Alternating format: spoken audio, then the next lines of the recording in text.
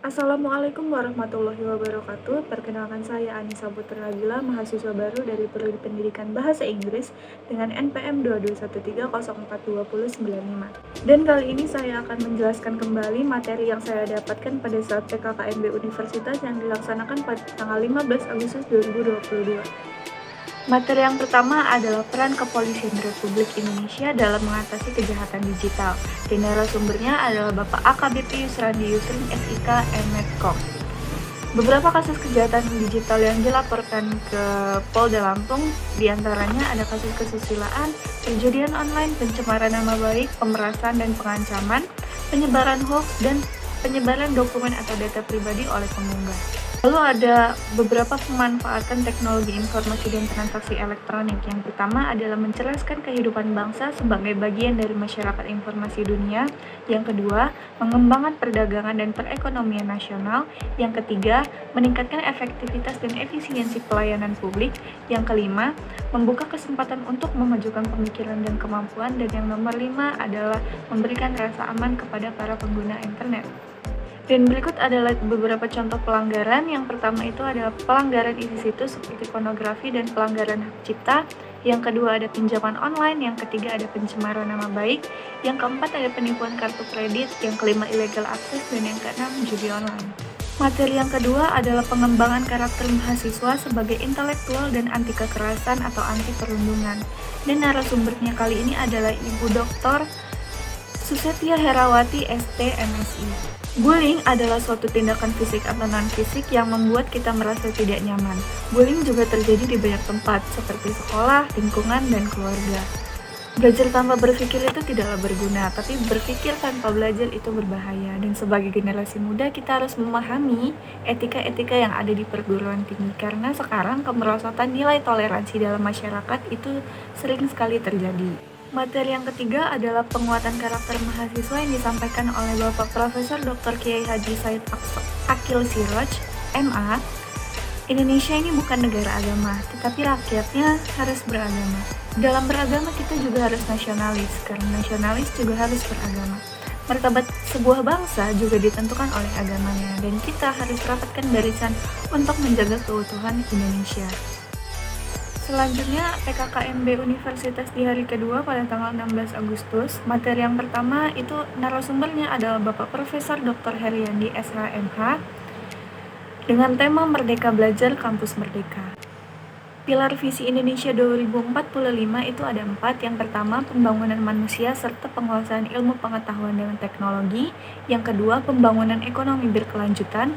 Yang ketiga, pemerataan pembangunan. Dan yang keempat, pemantapan ketahanan nasional dan tata kelola pemerintahan.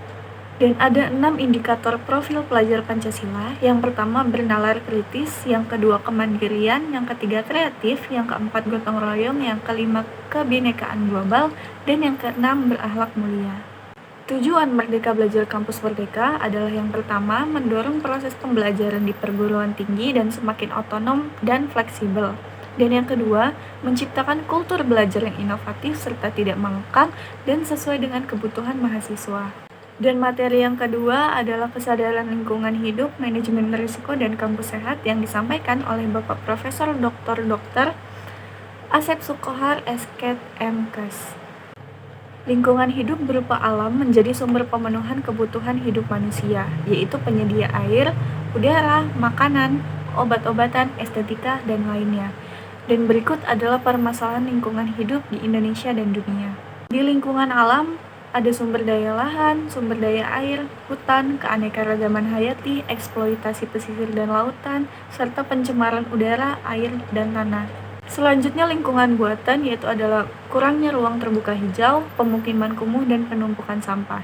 Di lingkungan sosial ada keanekaragaman kelompok dan kontrol sosial. Dan ada 5 upaya yang dilakukan oleh UNILA dalam menjadi kampus sehat. Yang pertama ada Zero Tolerance Area, yang kedua ada parkir terpadu, yang ketiga ada pengolahan sampah, yang keempat pengelolaan sumber air, dan yang kelima itu ada arboretum. Materi yang ketiga adalah etika dan norma kehidupan kampus yang disampaikan oleh Bapak Profesor Dr. Yulianto MSI. Mahasiswa adalah sosok yang akan meneruskan langkah sukses di masa depan serta menjadi penerus cita-cita bangsa. Menjadi mahasiswa ideal berarti Anda harus mampu berpikir positif terhadap suatu yang Anda lakukan dan kerjakan, serta Anda juga harus mampu menyeimbangkan antara sisi akademik, organisasi, dan tugas-tugas. Ada 4 tipe mahasiswa. Yang pertama ada study oriented, yang kedua ada organization oriented, yang ketiga ada study and organization oriented, yang keempat adalah yang suka bermain-main. Dan ada juga 10 karakter mahasiswa ideal. Yang pertama adalah rajin belajar, orientasi jelas, bermanfaat bagi orang lain, mampu beradaptasi, peduli lingkungan, kreatif, inovatif, disiplin, cita-cita tinggi, dan rendah hati. Dan materi yang keempat adalah materi perguruan tinggi di era revolusi 4.0 dan kehidupan kampus pada masa pandemi yang disampaikan oleh Bapak Profesor Insinyur Suharso.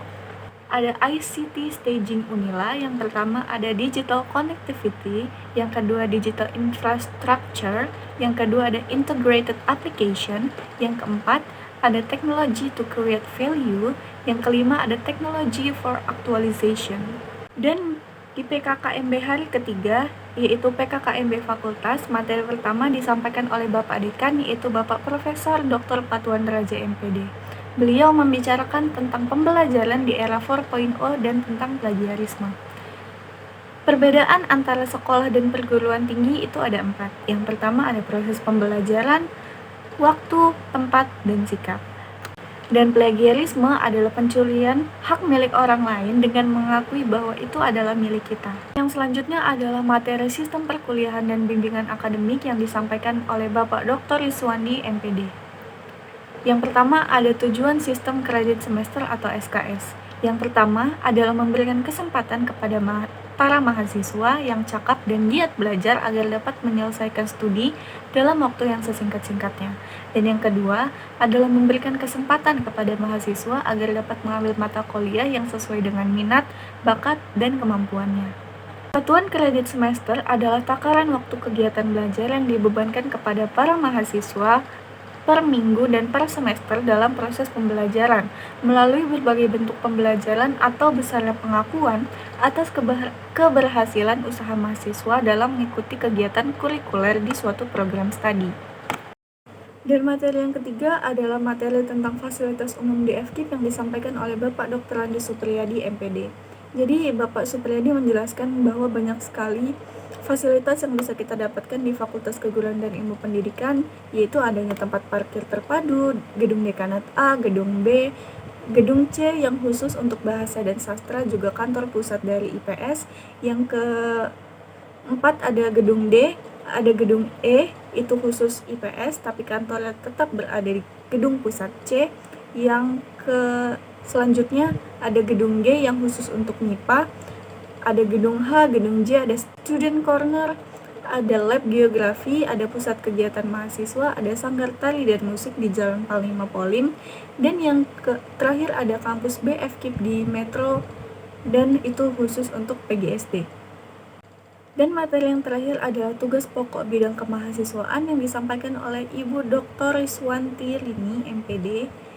Di antaranya ada pelaksanaan layanan pembinaan minat, bakat, dan pengenalan kemahasiswaan. Yang kedua ada pelaksanaan layanan administrasi kegiatan kemahasiswaan. Ketiga adalah pelaksanaan layanan kesejahteraan mahasiswa. Yang keempat ada pelaksanaan fasilitas kegiatan lembaga kemahasiswaan atau LK.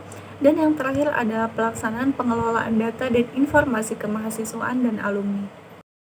Dan di PKKMB hari terakhir, yaitu PKKMB dengan Prodi, untuk Prodi Pendidikan Bahasa Inggris sendiri dipimpin oleh Kaprodi, yaitu Mem Feni Munifatullah, dan Mem Feni menjelaskan beberapa hal tentang vision dan mission di English Department.